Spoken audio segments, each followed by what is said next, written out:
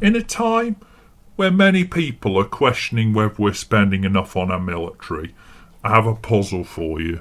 How do you spend billions on a military vehicle, injure the very soldiers meant to use it, and still have nothing operational to show for it?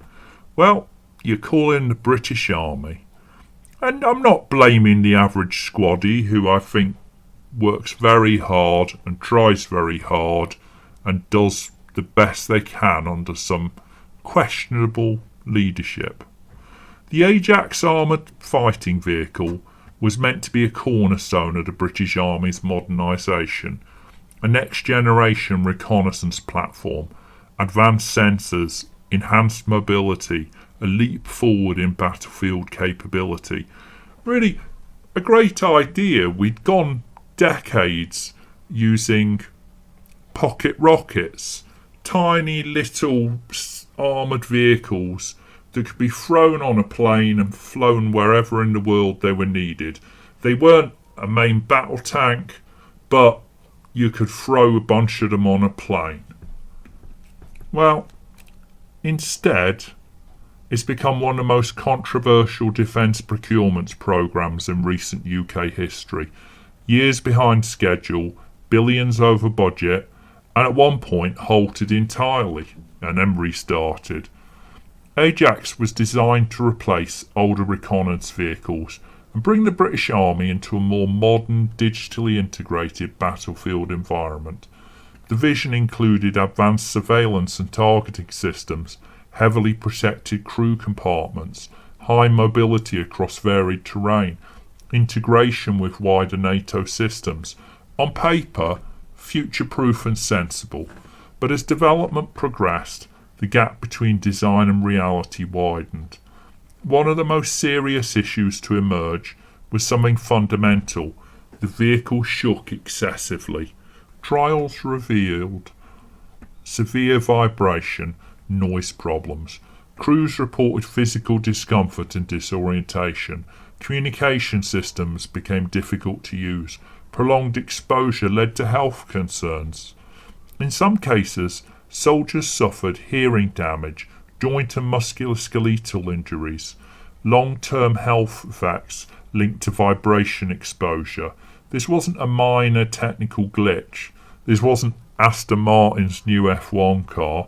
No, it was a vehicle designed for reconnaissance, where clarity, communication, and endurance are critical. It was physically impairing the people operating it. Alongside the technical issues, financial ones. The programme cost ran into billions of pounds, repeated delays pushing back delivery timelines year after year. This isn't a Labour or Tory problem, it's a continuous problem. Redesigns have addressed fundamental flaws. Contractual complexity between government and manufacturers cause a lot of problems. Continued spending despite unresolved issues. At various points, trials were paused entirely due to safety concerns. Armoured vehicles are supposed to be dangerous, but not to their operators. So this raises a difficult question. At what point does fixing a problem become more expensive than starting again? Well, perhaps we've passed the Rubicon on that one. Despite years of development and significant investment, AJAX has struggled to reach full operational development. Vehicles have been delivered in limited numbers, not to a level of readiness originally intended. And for soldiers on the ground, this has meant delays, continued reliance on older systems, uncertainty about future capabilities. A programme designed to enhance readiness has in fact delayed readiness. The AJAX story isn't just about engineering. Large defence contracts often involve long timelines, complex specifications, limited competition once awarded, and that can create a situation where problems are managed rather than resolved. Costs escalate gradually, accountability becomes diffuse, and no single decision appears catastrophic, but they all add up to a big fat mess. But to be fair, defence procurement is inherently difficult.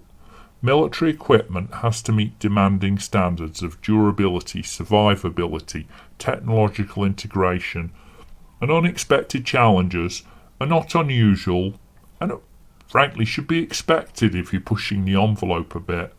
But complexity doesn't eliminate responsibility, especially when safety's involved. AJAX was meant to represent the future of the British Army. Maybe it does. Instead, AJAX raises a more immediate question. Not what we're building, but whether the system building it is working at all.